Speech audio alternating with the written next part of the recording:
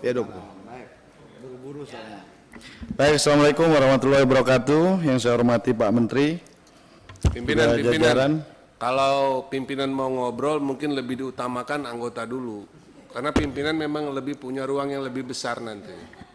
Gunar, Pimpinan. ini mewakili fraksi Partai Gerindra, bukan mewakili pimpinan. Tapi Bapak duduk di situ kan sebagai pimpinan, Pak. Kalau Bapak mau ngomong, Bapak duduk di pinggir aja. Baik Pak Menteri ya, ini Pak Gunar ini suka bercanda Pak Menteri. Pak Menteri beserta seluruh jajaran yang saya hormati, terima kasih atas kehadirannya. Kita sudah lama nggak jumpa. Pertama-tama karena ini masih Syawal, minal aidin wal faizin, masih ya? Udah lewat? Ya lewat dikit lah. Minal aidin wal faizin, bolana semua ya, kan? Maaf salah. Saya pikir masih ada. Soalnya masih puasa. Baik, Pak Menteri, kita sepakat dengan semangat Presiden bahwa hilirisasi ke depan harus kita kuatkan.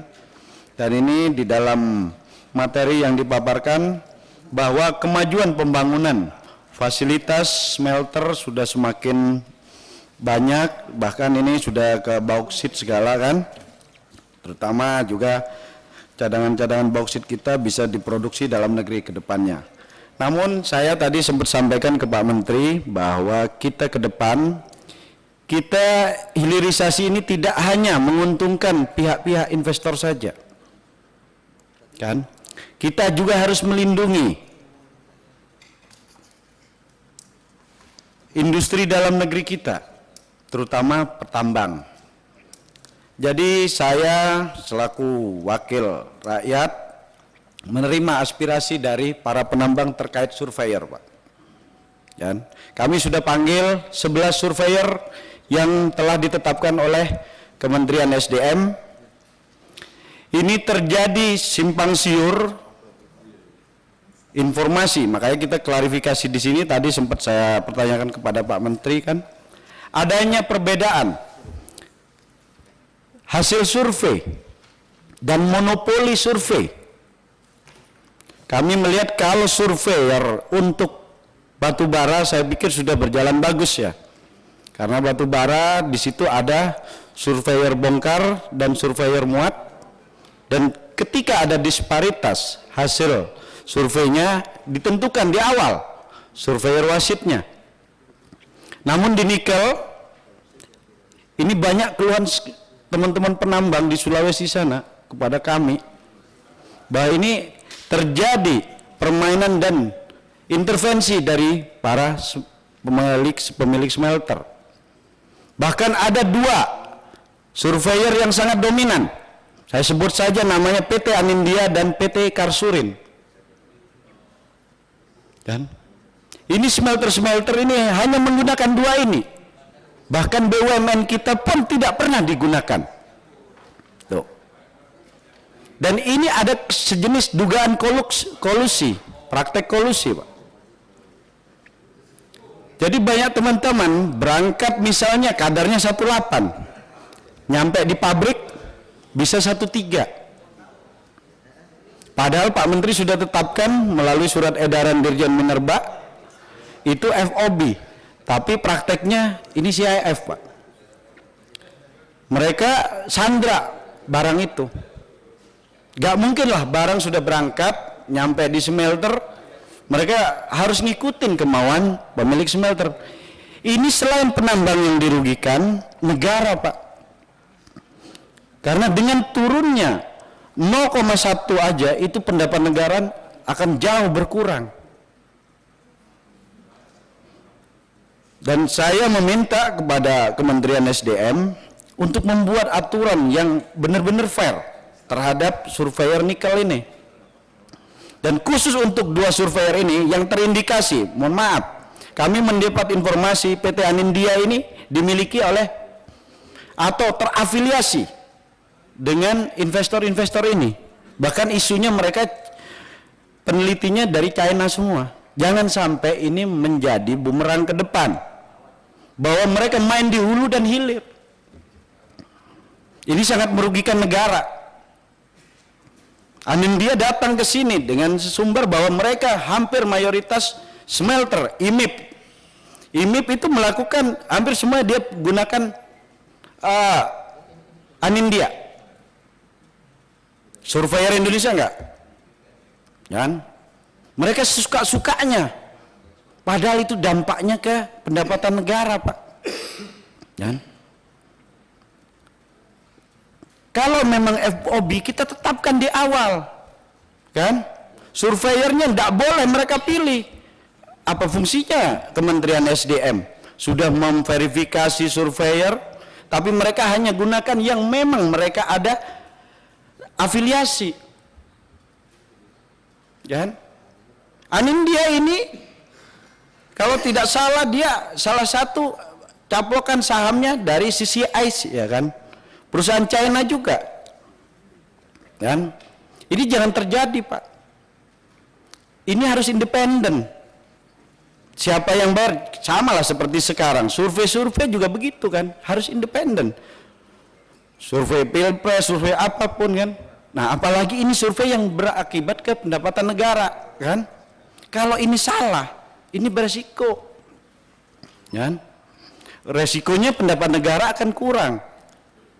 Yang ditetapkan Pak Menteri, Pak Dirjen ya, melalui ketetapan Dirjen itu 11, tapi yang digunakan smelter IMIP itu menyandra perjanjiannya di yang kami dapat informasi keluhan itu. Mereka sandra 20% pembayaran, padahal FOB. Ketika sudah mau bongkar mereka analisa lagi, ternyata berbeda. Ini ada kasus. Bahkan katanya ada uang pengamanan. Pengamanan analisa di internal pabrik. Jadi biar nggak terlalu jomplang. Ini ada kawan lah, dia mengeluh, saya berangkat 1,8, nyampe ditahan 20% sampai 30% karena di perjanjian nggak ada surveyor wasit. Nyampe di smelter jadi 1,3. Kan? Ketika itu dia tidak bisa lagi, masa mereka tarik lagi? Kalau mau fair, kita tetapkan di awal. 11 silahkan, dan itu harus dibayar. Dan anehnya lagi ini dibayar berdua. Masa pembeli bisa dapat laporan hasil surveinya? Harusnya pembeli ya udah terima laporan survei. Berarti dia nggak percaya Kementerian SDM dong memverifikasi surveyor ini. Ini kebocoran ini gede, Pak, kan? Karena ini terkait kepabeanan segala semua, kan? Kita kan baru belum lama ini kan kita ini, Pak. Saya kapan hari ketemu salah satu anggota BPK lah. Dia cerita permainan di kepabeanan soal ini. Yang belum lama ini juga menetapkan satu tersangka, kan? Karena itu masuknya di kepabeanan Sulawesi Selatan, kan? Jadi bea cukai untuk Sulawesi Tenggara itu masuknya di Sulawesi Selatan. Nah, jadi saya pikir, saya minta Pak Menteri untuk 2 surveyor ini dilakukan audit BPKP karena ini masih wilayahnya Kementerian SDM, kan? Terhadap 2 ini. Kalau memang ada, ini banyak keluhannya, Pak. Saya pikir apa yang dilakukan batubara sudah benar. Kalau batu bara itu dikontrak, jual belinya sudah ditentukan. Surveyor wasitnya siapa? Memang sih batu bara akan terjadi perubahan kadar ketika dalam perjalanan. Tapi kalau nikel kan nggak ada. Jadi harusnya kan FOB. Namun jangan sampai surveyornya ini diintervensi oleh pembeli. Ya. Yang saya sedihkan ini ada isu ada uang pengamanan di internal smelter. Jadi kalau mau nggak turun di smelter harus bayar katanya. Ini negara udah negara rugi, penambang rugi, ada pungli-pungli. Ini pungli swasta tapi ini kalau dibiarkan kebocoran pendapatan negara makin bengkak, Pak. Dan belum lagi kan yang kita ini dilarang ekspor ini bagus, Pak, tapi dengan adanya hilirisasi di dalam aturan harus ketat, Pak. yang sistem kapal kita bisa pantau, yang tracking, yang masuk dari pintu-pintu belakang smelter. Atau perlu saya kasih foto-fotonya, ada truk-truk masuk, ya, yang mereka penambang yang nggak pakai pengapalan, itu pasti tidak bisa menggunakan ini kan, tidak pakai kepabeanan. Jadi jangan sampai sumber daya alam kita diolah, kita tujuannya mengolah agar, kata Presiden, biar nilai tambahnya semakin tinggi, ini malah merugikan kita. Jangan sampai barang-barang yang masuk ke dalam smelter itu Spanyol, Pak. Sebagian nyolong. Kan? Sebagian barang-barang yang nggak melewati kepabeanan. Kan? Yang lewat jalur darat kan nggak mungkin, nggak pakai kepabeanan. Itu diatur nggak itu? Yang mereka pakai tracking, yang hanya di daerah sekitar ini smelter, kan? Kalau yang pakai pengapalan mudah kita mantaunya. Nah ini yang kita ini, jadi kita capek-capek ngurusin, ngerapiin, ngatur di dalam satu RUU kan, tapi kita memberikan kelonggaran. Mereka sudah belinya murah, kan? Kadarnya pun mereka main turunin. Ini PNBP kita makin jebol, Pak, saya bilang kan. Jadi saya pikir itu, Pak Menteri, kita bikin aturan biar fair. Ini kasihan teman-teman penambang, lebih kasihan lagi negara. Negara yang harusnya dapatnya 10, gara-gara diturunin kadarnya oleh para smelter ini, mereka bisa dapatnya cuma separuh. Kan? Jadi saya pikir 11 surveyor tidak boleh diinikan. Bahkan BUMN kita harus digunakan. Kan? Kenapa mereka hanya dominan? IMIP, Virtu dan kawan-kawan itu. Mereka hanya menggunakan 2. Hanya Anindya. Saya sampai tanya, itu Anindya apa hebatnya? Terus yang lainnya apa nggak penting? Kan? Mereka di sini kok. 11 kita undang ke sini. Jadi sampai yang lain bilang kita hanya ikut menyaksikan paparan Anindya. Ini Pak Menteri. Jadi tolong bahwa isu yang terkait bahwa isu Anindya ini bahwa personel di internalnya itu China, kan? Orang-orang dari China sana, tolong kita klarifikasi, kita benar-benar ini. Kita pengen bahwa sumber daya alam kita maksimalkan agar pendapatan negara kita lebih baik.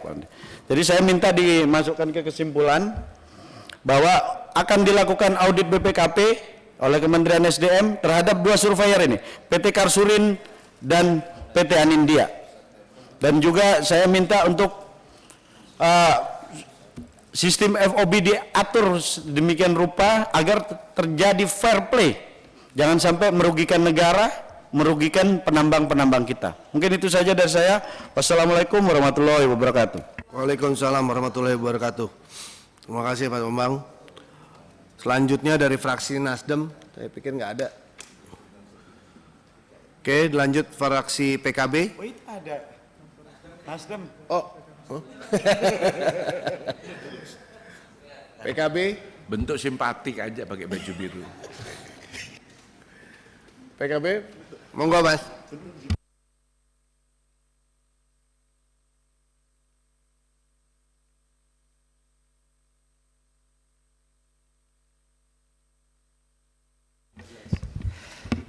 Baik, terima kasih pimpinan.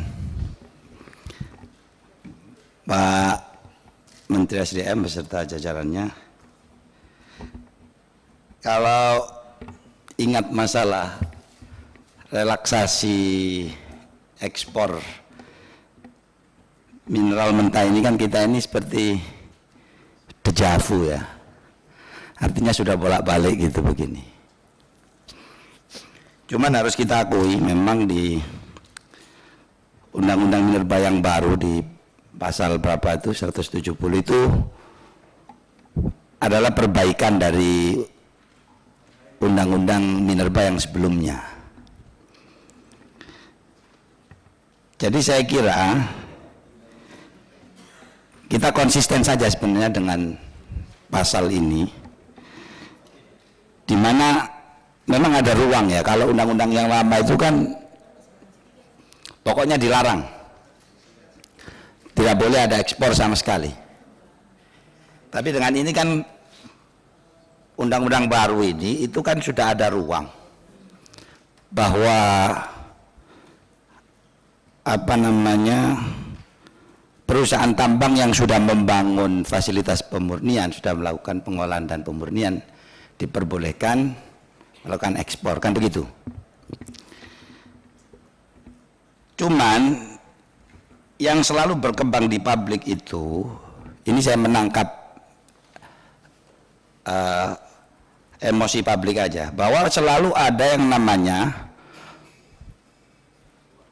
apa, diskriminasi. Ada satu mineral yang diperbolehkan, yang lain nggak boleh. Ada mineral yang selalu diberi kelonggaran, yang lain nggak boleh. Ini Pak Gundar sudah menyebutkan. Tapi kan selalu begitu. Dan ini saya lihat di halaman ke berapa ini? Halaman 12 di bahan ini juga sama ini. Jadi ada komoditas-komoditas tertentu yang akan diberi kelonggaran. Terus terang Pak Menteri, saya agak, maksudnya begini, kita ini kan berusaha menghindari spekulasi-spekulasi yang tidak perlu. Misalnya di sini kita sebutkan ada tembaga, besi, timbal, seng, lumpur, anoda. Itu kan akan memancing orang untuk bertanya, kenapa hanya ini? Kenapa kok yang itu tidak? Kenapa yang ini boleh, kenapa yang lain tidak? Dan kalau diperpanjang, oh bisa gawat itu. Jangan-jangan ada begini, jangan-jangan ada begitu, waduh gawat lagi. Makanya saya ingin usul urun rembuk saja, sebenarnya kita buka aja semua. Jadi kita kasih semua yang sudah membangun fasilitas pemurnian itu memang diberi ruang ini. Jadi jangan ada diskriminasi, gitulah bahasa gampangnya. Tuh, itu yang pertama. Yang kedua, Pak Menteri, untuk menegaskan komitmen kita pada hilirisasi itu, saya kira memang perlu ada sanksi. Saya setuju sekali, ada sanksi administratif, ada pengenaan biaya keluar, saya setuju. Yang saya tidak setuju itu adalah yang model apa namanya, diberikan berdasarkan, sanksi itu diatur berdasarkan progres. Kenapa saya tidak setuju sanksi itu diperkenankan berdasarkan progres? Karena kita tahu seperti yang disampaikan Pak Bambang, ada permainan yang dilakukan oleh para surveyor. Ada permainan yang dilakukan oleh verifikator. Itu kasat mata lah. Yang dibilang 50% ternyata masih berupa tanah. Yang belum, dulu aja Freeport belum apa-apa bangun di Gresik itu belum punya lahan, dibilang sudah kemajuannya 20%. Dan itu kan semua melakukan itu. Mohon maaf, ini kita hasil kunjungan di lapangan begitu, Pak. Makanya saya juga berpendapat untuk sanksi administratif atau biaya keluar apa, itu juga harus diperlakukan sama. Selama smelternya itu belum beroperasi, maka dendanya akan sama. Sehingga ada semangat dari perusahaan-perusahaan itu segera dan secepat mungkin menyelesaikan smelter. Ini pendapat saya begitu. Karena gampang sekali Pak, kalau kita mau minta, Pak ini bikinlah kemajuannya jadi 56%. Ini bikin progres fisiknya jadi sekian, gitu kan tinggal diatur di atas kertas saja. Apalagi kalau kita nggak turun, kalau kita nggak tahu Pak. Ini, jadi yang kedua kita juga minta ada disamakan aja semua. Jadi supaya ada semangat menyelesaikan smelter itu secepatnya. Itu yang kedua. Saya kira dua hal itu Pak Menteri yang penting ya untuk saya sampaikan di sini. Dan yang ketiga saya ingin mengingatkan sedikit saja, tadi sampaikan juga oleh Pak Bambang bahwa masalah di industri ekstraktif itu kan selalu rakyat kecil yang jadi korban. Ada teori dalam ilmu sosial namanya teori kutukan sumber daya,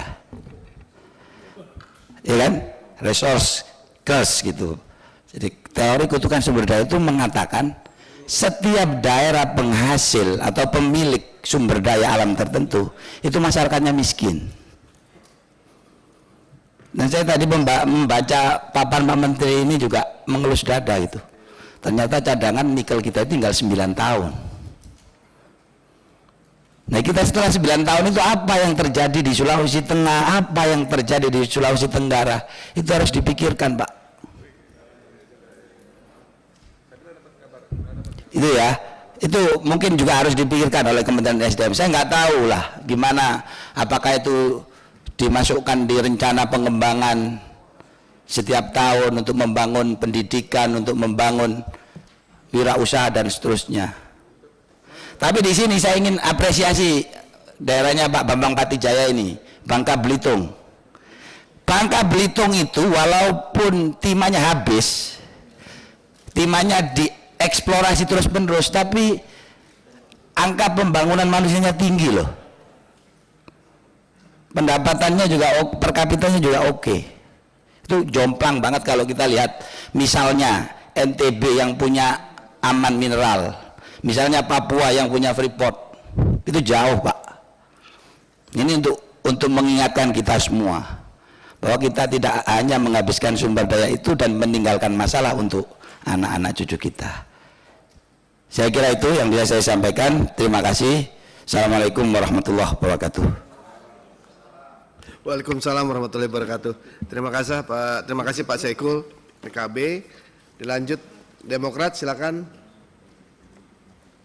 Mas Sartono, silakan Mas.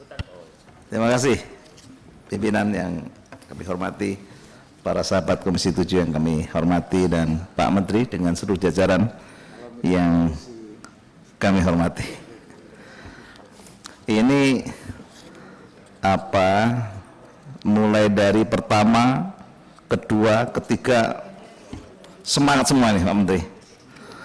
Tapi saya pikir muaranya sebetulnya kan dikarenakan undang-undang yang diputuskan juga di Komisi 7 itu nomor 3 tahun 2020 ya Pak Menteri ya. Nah ini. Tapi saya ingat Pak Menteri waktu itu kami menolak undang-undang ini. Waktu itu kan mengatakan ini harus dikaji ulang, dan ini betul kejadian. Belum siap infrastruktur instrumen dalam negeri tentang hilirisasi dengan dinamika permasalahan ya COVID dan sebagainya, nyatanya belum siap ini. Nah ini dilimpahkan kepada Pak Menteri semuanya ini. Ini juga Kementerian Perindustrian juga ya Pak Menteri ya. Nah, ini juga harus bagaimana mengimplementasikan daripada Undang-Undang Nomor 3 di tahun 2020 yang kita putuskan itu. Tadi tentang satu sisi kalau ekspor dilarang memberikan dampak terhadap pendapatan negara yang luar biasa. Saya lihat ada beberapa tadi. Nah tadi ada juga dari sahabat tentang ini direlaksasi tapi perusahaan lainnya kok tidak. Nah ini juga menjadi sorotan yang kritis dari masyarakat. Tapi kembali lagi, semua ini adalah landasannya Undang-Undang Nomor 3 tahun 2020. Nah, kalau ini tidak bisa dijalankan, berarti kemungkinan harus ada perpres ya. Belum siap seperti tahun Undang-Undang Nomor 9 waktu itu, tahun 2009 kalau tidak salah. Nah, ini saya pikir juga kami mendengarkan nanti pandangan Bapak Menteri begitu untuk bagaimana mengatasi dinamika ini tentang satu sisi harus stop di dalam undang-undang tersebut, tapi satu sisi realitas dalam negeri belum siap. Ini saya pikir lintas, tidak aja di Kementerian SDM, juga kementerian terkait, siapa yang dapat tugas untuk industrinya ini. Nah, ini juga harus utuh melihatnya, karena undang-undang ini diputuskan bersama antara eksekutif pemerintah dan legislatif. Tetapi waktu itu sudah kita ingatkan kehati-hatian, jangan gerusa-gerusu, harus dikaji segala dengan matang begitu. Nah, ini undang-undang ini tidak bisa begitu saja. Kalau Pak Menteri membuat suatu kebijakan, nanti juga berbenturan juga dengan undang-undang, hati-hati juga supaya tidak salah juga itu. Saya pikir itu, saya melihatnya bahwa kita harus melihat secara utuh begitu, karena pijakan kita pasti undang-undang begitu. Nah, tetapi satu sisi kalau memangnya belum siap, bagaimana ini? Harus ada solusi, harus ada exit tentang hal tersebut. Demikian pimpinan, terima kasih. Wassalamualaikum warahmatullahi wabarakatuh. Waalaikumsalam warahmatullahi wabarakatuh. Terima kasih Pak Sartono. Dilanjut dari PKS, PKS nggak ada yang hadir hari ini. PAN silakan Bang Nasril. Terima kasih pimpinan dan pimpinan serta sahabat-sahabat anggota Komisi 7 yang kami hormati, Pak Menteri dan segenap jajaran yang kami hormati. Saya tidak mengulangi apa yang telah disampaikan oleh teman-teman terdahulu, tapi ada beberapa hal yang perlu kami pertanyakan, ya. Pertama, izin sedikit pimpinan interaktif, ya. Pak Menteri, Undang-Undang 3 tahun 2020 ini turunannya apakah sudah ada peraturan pemerintah?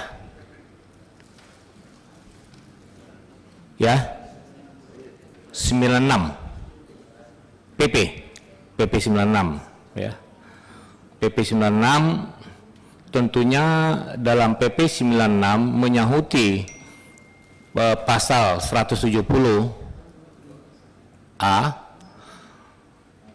tentu ada exit clause, ya, exit clause terhadap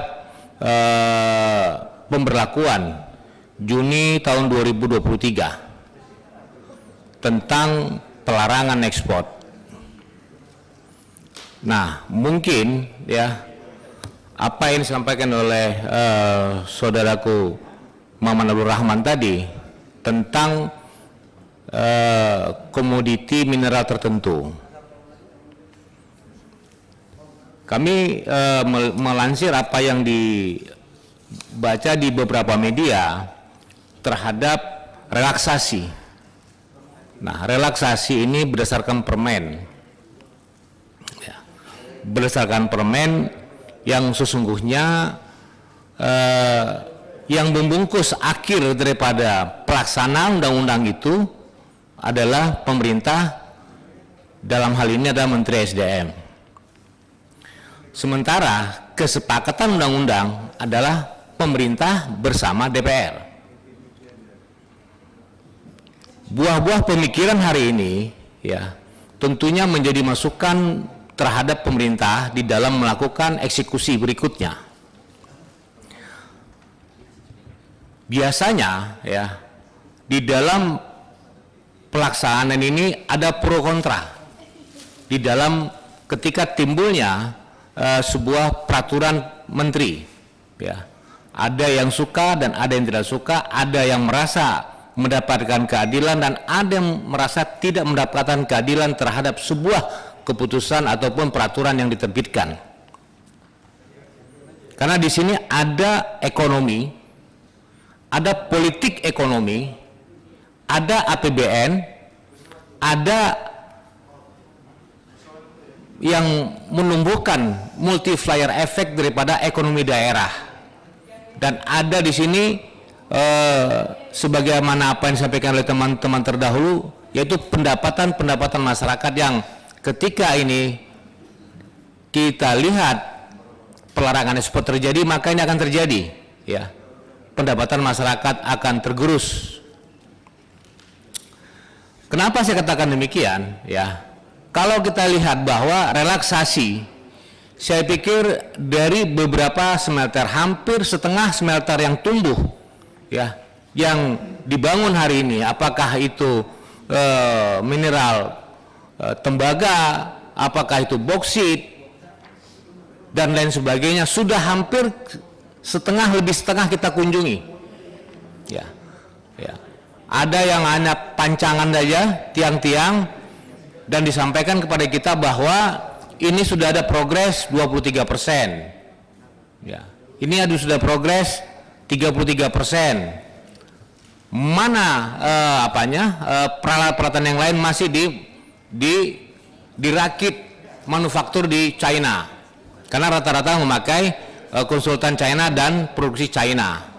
Nah, tentunya ya, saran kami ya, kalau mau ditimbulkan peraturan menteri terhadap relaksasi ini, pertama yang ingin saya pertanyakan adalah, akankah peraturan ini mampu membuat sebuah keadilan terhadap para pelaku smelter, terhadap para penambang? Prinsip keadilan ini sangat penting. Apa yang saya sampaikan oleh teman-teman terdahulu, ya, jangan Freeport aja dong, jangan aman saja dong, kan begitu. Toh yang lainnya adalah mempunyai hak yang sama terhadap aturan yang dibuat dan peraturan yang dibuat. Itu titik tekan kami.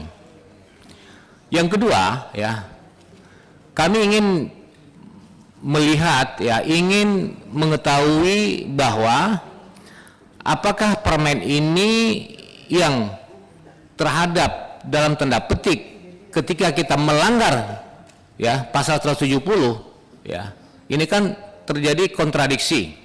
Ya, payung hukum ini kuat enggak? Kuatkah payung hukum permen ini ketika kita melakukan peraturan relaksasi ini? Kalau enggak, akan menjadi sebuah perdebatan politik. Kenapa? Pasti akan merasakan ada yang tidak mendapatkan keadilan di sini. Nah, payung hukum relaksasi ini, pintu masuknya oke, kita sepakati adalah COVID, terhambatnya pembangunan.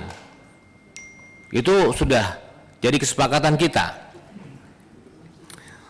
Dan selanjutnya, ya,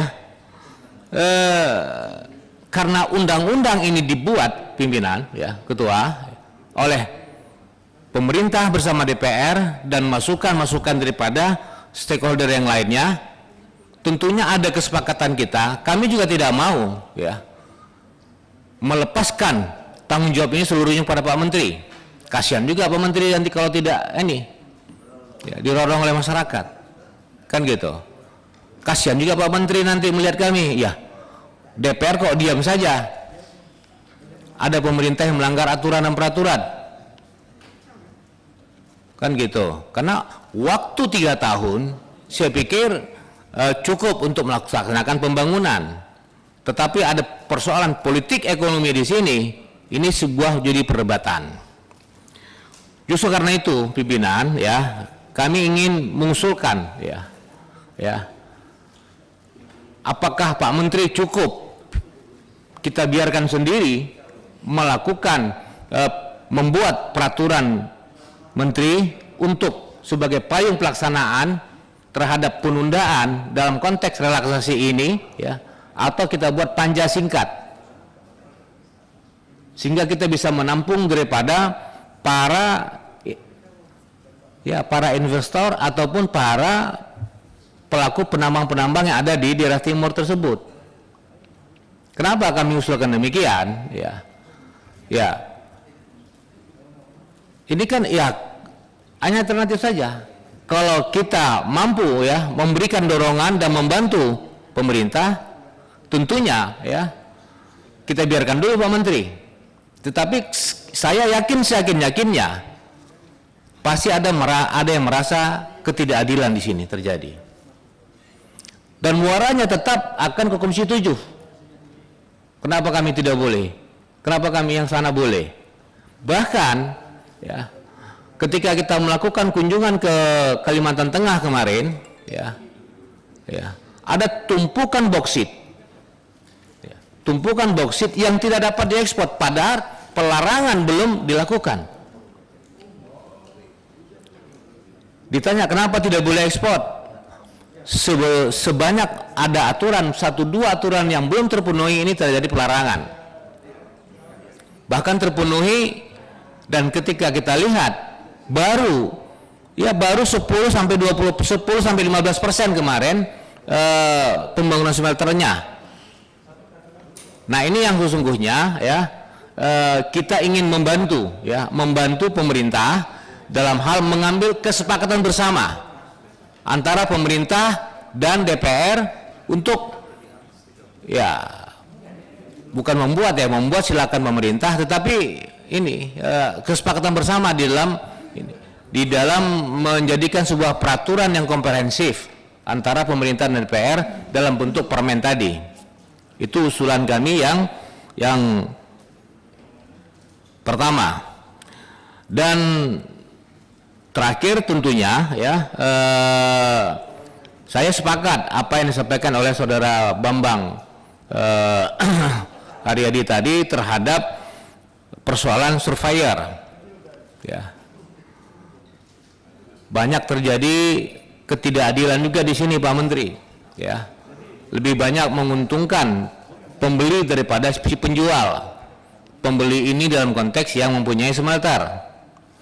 Dan saya juga mengusulkan bahwa terhadap batu bara juga kami kelihatannya di dalam lokal tidak ekspor, ini juga terjadi beberapa hal yang ketimpangan juga. Di nikel juga lebih-lebih, terutama BUMN ini terabaikan sama sekali. Jadi asosiasi surveyor hari ini tidak ada ya Pak, tidak ada asosiasi surveyor. Sebaiknya pemerintah menunjuk asosiasi atas nama BUMN, atas nama BUMN, menunjuk sebagai asosiasi. Kenapa demikian? Kemarin ketika kita RDP bersama para surveyor, mereka nggak dianggap itu di nikel, sama sekali nggak dianggap BUMN di nikel, terutama Sukovindo, surveyor Indonesia. Dan silakannya ketika surveyor ini dapat beroperasi, Pak Menteri, ketika beroperasi pertanggungjawabannya kepada siapa? Adakah di jajaran Kementerian SDM yang ketika ada ketimpangan dapat memanggil, dapat mencabut ataupun dapat menegur? Tidak ada. Tidak ada sama sekali. Padahal berapa kalau kita teliti bakat takaran, gar dan sebagainya itu yang sesungguhnya ketergantungan hari ini penambang adalah surveyor pembeli. Berapa diletakkan garnya, berapa diletakkannya sulfurnya, as dan sebagainya, hanya menerima saja. Kalau enggak silakan bawa reject kembali. Betapa kasihannya lah hari ini kita melihat si penjual. Maka perlu ada salah satu di kedirjenan Bapak yang bertanggung jawab, yang membina para surveyor ini. Ini yang sesungguhnya usulan kami kedua. Saya pikir itu saja pimpinan sehingga saya balik pada yang pertama bahwa tidak dilepas semata-mata kepada Pak Menteri. Kasihan Pak Menterinya kita harus ikut merumuskan bersama-sama sehingga nanti ketika permen ini jadi tidak ada persoalan politik di sini, tapi semata-mata adalah persoalan ekonomi yang sesungguhnya menopang APBN maupun pendapatan masyarakat di daerah, terutama daerah tambang. Terima kasih pimpinan. Pimpinan. Terima kasih Pak Nasril. Ya. Teman-teman lain, Bu Andi mau nambahin dikit katanya. Silakan Bu Andi, silakan. Izin pimpinan, saran saja untuk Pak Menteri, Kementerian SDM untuk di halaman 7 nih Pak. Karena saya tergelitik dengan Freeport dan Aman. Di sini kemajuan fisiknya stuck di angka 50% terus ya. Jadi mungkin ada satu tabel Pak, satu kolom itu rencana commissioningnya kapan? Masing-masing ini dijawab tertulis dari 5 ini. Kemudian di halaman 20 di sini ada tindak lanjut ya sampai halaman 21 ya. Nah, tentunya ada juga izin pimpinan di sini koordinasi dengan Kementerian Perindustrian. Mungkin kita perlu jadwalkan untuk mengevaluasi tindak lanjut ini, kita rapat dengan Kementerian Perindustrian juga, karena beberapa tindak lanjut yang diusulkan di halaman 20-21 ini ada koordinasi dengan Kementerian Perindustrian. Nah, tentunya Pak, kalau ada tindak lanjut tuh yang benar harus ada timelinenya. Kalau nggak ada timelinenya nanti sampai selesai masa sidang ini atau masa jabatan ini progresnya nggak bergerak ya. Ini mungkin dari saya, jadi saya berharap ada timeline, kemudian perlu dijadwalkan untuk rapat dengan Kementerian Perindustrian untuk membantu Kementerian SDM dalam melakukan tindak lanjut. Terakhir Pak, saya mau menyampaikan, mumpung saya ketemu Pak Menteri, ini aspirasi dari Dapil Pak, izin pimpinan saya sampaikan. Kalau soalnya sudah 2 tahun Pak ngampang saya. Ini surat cinta, ini surat cinta.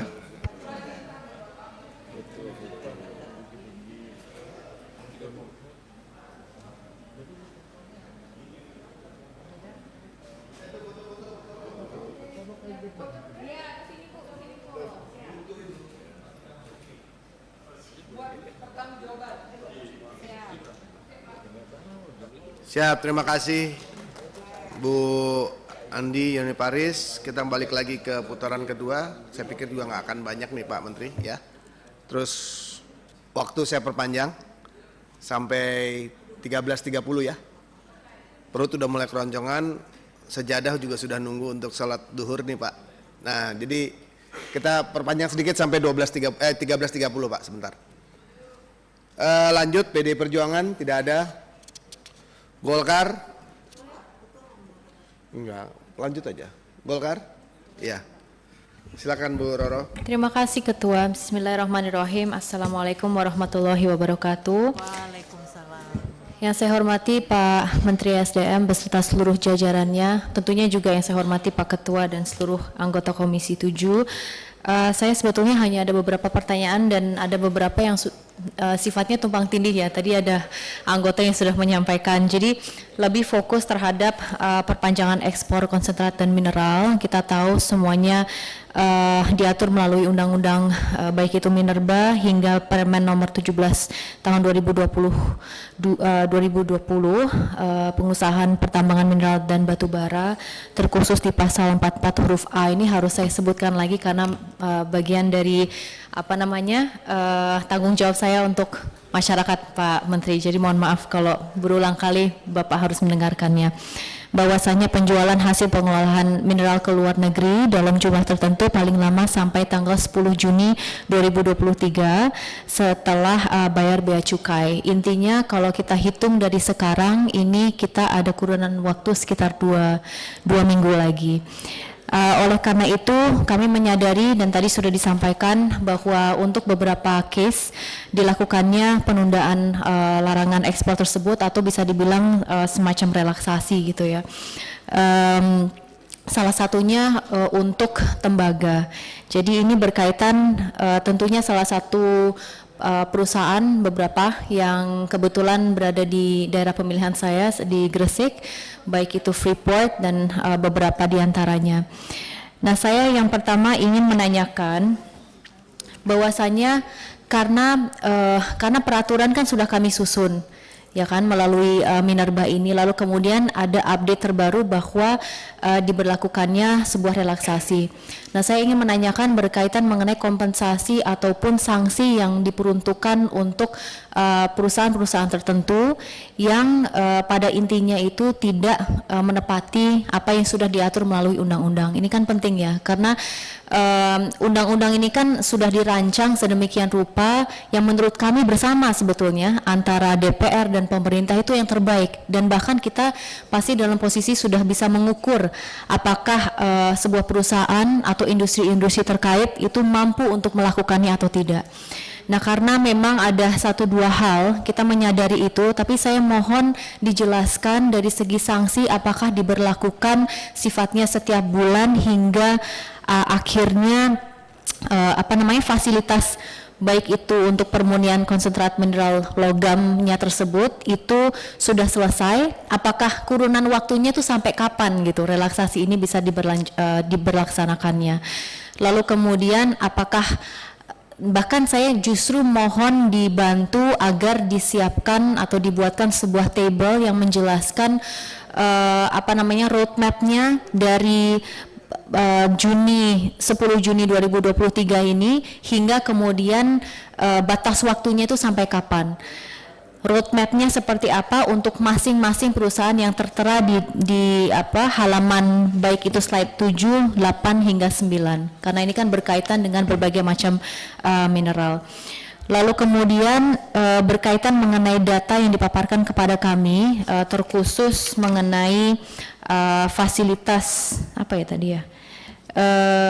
baik itu pemurnian bauksit di beberapa perusahaan di mana kemajuan dari progres itu datanya itu kurang updated. Jadi ada yang dari tahun 2020, 2021, sedangkan kita sekarang udah berada di 2023 yang saya yakin bahwa banyak sekali progres yang tentunya terjadi di lapangan. Nah, kami mohon disertakan dengan data yang lebih konkret, paling tidak awal 2023 itu sampai mana agar kita bisa menjadikannya sebagai tolak ukur terhadap pelaksanaan daripada undang-undang yang sudah kita tentukan. Lalu kemudian mungkin itu ya, itu sebagian besar yang perlu saya sampaikan. Saya hanya titip saja yang terakhir Pak Menteri, karena beberapa industri ini kan ada di daerah pemilihan ya, dan sudah saya sampaikan juga ke perindustrian, sudah saya sampaikan juga langsung kepada perusahaan yang terkait. Mohon karena memang kami mengutamakan bagaimana untuk meningkatkan pendapatan negara di sektor energi terkhususnya gitu ya. Tentunya di situ terjadinya multiplier effect yang sangat amat baik secara ekonomi dan juga peningkatan SDM lokalnya. Namun saya mohon sekali diperhatikan untuk wilayah Gresik terkhususnya, di mana perusahaan-perusahaan besar ini sedang beroperasi, untuk kemudian tolong perhatikan peraturan daerah yang menyatakan bahwa harus adanya 60% tenaga kerja lokal, di mana saat ini realita di lapangan adalah bahwa dia masih di kurunan 30-an% dan malah dipersulit untuk anak-anak bangsa yang berada di wilayah operasi itu. Saya rasa itu patut untuk kita perhatikan bersama, terkhusus untuk yang tahun ini Pak Menteri. Jadi ini bukan secara keseluruhan, tapi kemarin memang sudah ada opening untuk beberapa tenaga kerja, dan ini merupakan salah satu keluh kesah yang disampaikan oleh para anggota buruh. Jadi mohon kejelasannya dan way out-nya agar kita bisa mencari solusi yang terbaik untuk ini. Mungkin itu yang bisa saya sampaikan. Terima kasih. Wassalamualaikum warahmatullahi wabarakatuh. Waalaikumsalam warahmatullahi wabarakatuh. Terima kasih Bu Roro. Lanjut dari Gerindra. Gerindra ya. Siap. Pak Ramson silakan. Makasih Pak Ketua. Assalamualaikum warahmatullahi wabarakatuh. Salam sejahtera untuk kita semuanya. Pak Ketua dan teman-teman anggota dewan terhormat, Pak Menteri, Sekjen dan jajaran yang saya hormati. Tadi udah banyak disampaikan oleh teman-teman. Memang soal hilirisasi ini ya mandek-mandek dikit lah saya lihat, atau setengah banyak. Sebenarnya hilirisasi itu sudah ada di Undang-Undang Minerba tahun 2009. Saya ikut melahirkan undang-undang itu. Jadi sebenarnya wakil rakyat DPR RI sudah konsen terhadap hilirisasi dari tahun 2009. Poinnya agar meningkat added value dari komoditas yang sangat besar dimiliki oleh Republik ini, sehingga menambah lapangan pekerjaan, menambah penghasilan banyak masyarakat karena mendapatkan lapangan pekerjaan yang sangat banyak, juga menambah penghasilan negara. Tetapi dari 2009 sampai sekarang masih tertatih-tatih. Ini sebenarnya persoalan di eksekutif. Artinya dulu 2009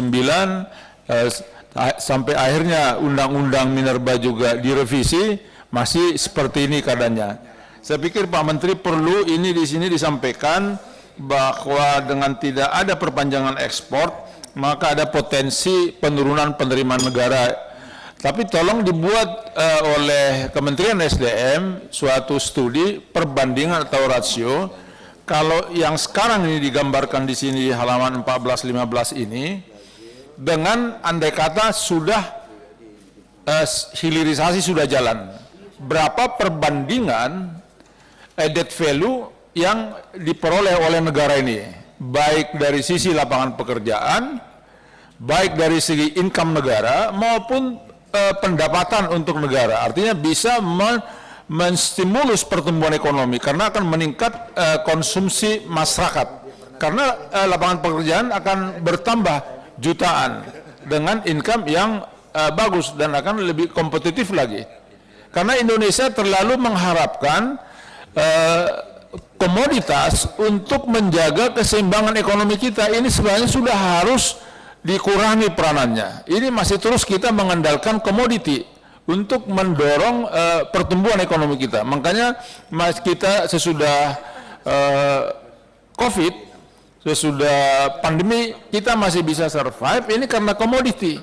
Tapi ini masalahnya, ini kita masih ekspor yang raw material dengan berbagai macam justifikasi. Ini sebenarnya persoalan makro sebenarnya, di mana ini level-level menteri, level bagaimana membuat kebijakan nasional, dan ini bukan hanya satu menteri, ini harus lintas menteri. Kalau enggak akan terus-terus begini. Ini yang saya lihat karena saya juga ikut di sini sejak awal soal konsep hilirisasi ini. Jadi itu Pak Menteri, coba dibuat suatu studi dan dipaparkan di Komisi 7 DPR RI sebagai referensi buat kita. Artinya rasionya bagaimana? Bagaimana besar potensial loss yang ditimbulkan dengan tidak dijalankan hilirisasi. Tentunya memang banyak justifikasi yang akhirnya karena tidak berjalan, akhirnya ya seperti ini, direvisi lagi undang-undang yang sudah ada seperti ini tadi, di undang-undang yang ya Minerba yang sudah direvisi bahwa di pasal 170A memang diberikan waktu 3 tahun sampai Juni 2023. Tapi ini nanti sudah Juni 2023 bagaimana? Nah, di sini saya lihat sampai Juni, artinya 3 tahun sejak undang-undang ini mulai berlaku. Artinya masih diberikan peluang untuk penjualan produk mineral logam tertentu yang belum dimurnikan. Nah, ini apa kesiapan dari Kementerian SDM? Perlu proaktif Pak. Jadi saya mengharapkan seperti itu dari sisi kebijakan, karena tentunya negara ini harus membuat kebijakan-kebijakan yang kondusif baik kepada masyarakat luas dan para pebisnis, sehingga komoditi yang dimiliki negara ini bisa betul-betul menghasilkan added value yang sangat tinggi dari aspek apapun gitu, yang akhirnya ujung-ujungnya membuat kemakmuran rakyat yang luar biasa. Karena ini di daerah kita masih banyak miskin-miskin Pak. Di daerah-daerah kalau kita lihat masih bisa yang banyak miskin-miskin, sehingga kalau kita ingin rakyat itu tidak hanya mendapatkan BLT, ini sebenarnya harus dipikirkan oleh semua pemimpin-pemimpin di negara ini. Itu aja Pak Menteri. Terus yang kedua yang sedikit lebih, itu nanti tolong dibuat ya Pak Menteri dan juga dengan para dirjennya, dibuat studi itu dan bisa dipaparkan ke Komisi 7 DPR RI. Terus ini yang agak mikro soal Vale Pak Menteri. Soal Vale itu bagaimana strategi dari Menteri SDM, apakah jadi itu diambil alih oleh BUMN, artinya mayoritas oleh BUMN. Ini nanti tolong dijelaskan kepemilikan sahamnya, apakah jadi diambil alih oleh BUMN saham mayoritas, dan juga perpanjangan kontraknya. Nanti tolong dijelaskan. Demikian itu aja Pak Ketua, terima kasih. Wassalamualaikum warahmatullahi wabarakatuh. Waalaikumsalam warahmatullahi wabarakatuh. Terima kasih Pak Ramson. Lanjut Nasdem, tidak ada. PKB mau nanya. Oh, Bu Ratna silakan. Bu Ratna Juwita silakan sedikit nih. Terima kasih pimpinan. Assalamualaikum warahmatullahi wabarakatuh. Yang saya hormati Bapak Pimpinan dan seluruh sahabat-sahabat dari Komisi 7, yang saya banggakan Pak Menteri beserta segenap jajarannya. Menarik ya Pak, maksudnya ini sangat produktif gitu, semuanya bertanya terkait teknis. Jujur kami sebagai bagian dari Komisi 7 juga berharap dengan sangat, karena Kementerian ESDM ini sebagai backbone APBN juga di 2024 nanti, sehingga urusan ini yang memang sangat banyak gitu kontribusinya untuk penerimaan negara kita juga harus bisa dipersiapkan dengan baik begitu Pak. Bukan berarti kita memberikan privilege kepada pengusaha-pengusaha dengan mengorbankan hal-hal yang lain, termasuk bagaimana positioning dengan masyarakat, bagaimana rasa keadilan dengan pengusaha-pengusaha yang lain, karena yang ini kok terlalu diistimewakan, yang ini enggak, semacam itu. Cuman harapan kami tetap bahwa Kementerian ESDM mampu menjadi dalam tanda petik wasit gitu ya. Bagaimana kita harus tetap mempertahankan penerimaan negara, dan bagaimana posisi-posisi pengusaha-pengusaha ini yang jangan sampai mereka juga lari dari nilai-nilai investasi yang kita butuhkan. Pengusaha secara keseluruhan ya Pak, bukan hanya yang besar-besar, tapi kami mohon yang kecil-kecil juga tetap dipertimbangkan. Saya cuman ingin menanyakan sedikit Pak, terkait yang tadi di halaman 18, topik bahasan kita yang ketiga, yaitu blueprint pengembangan ekosistem industri pengolahan mineral. Terus disambung di halaman 19,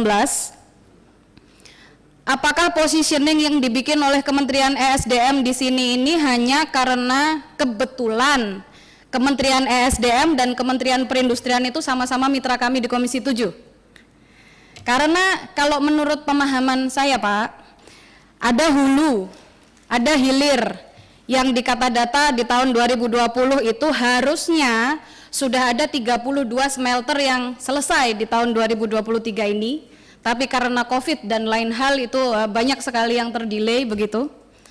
Kalau ada hulu, ada hilir, ini berarti ada mbahnya hulu atau gimana ya Pak? Menarik karena gini Pak, perizinan itu adalah hal yang paling mendasar yang dibutuhkan oleh teman-teman pengusaha hari ini.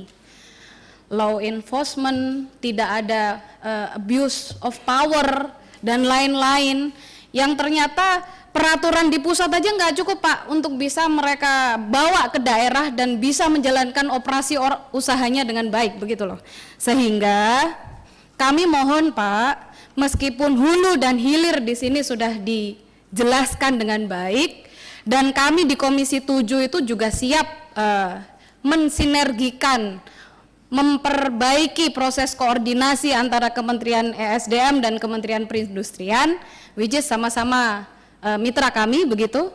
Tapi kami mohon ini juga harus ada upaya-upaya yang lebih konkret. Lalu letak perizinan ini bagaimana gitu loh. Kalau bisa Kementerian Perindustrian itu mintalah ke Presiden bahwa perizinan ini dibalikin aja posisinya ke Kementerian Teknis gitu. Jangan ke Kementerian Investasi, BKPM dan lain sebagainya. Mungkin itu aja pimpinan, karena ini menurut pemahaman kami juga memiliki kontribusi atas tidak selesai-selesainya persoalan-persoalan yang ada di sini begitu. Terima kasih atas waktunya. Mohon maaf, kami akhiri. Wallahul muwaffiq ila aqwamit thoriq. Wassalamualaikum warahmatullahi wabarakatuh. Waalaikumsalam. Saya pikir terakhir ini dari Pak Hendrik. Setelah itu penyampaian dari jawaban dari Pak Menteri. Silakan Pak Hendrik.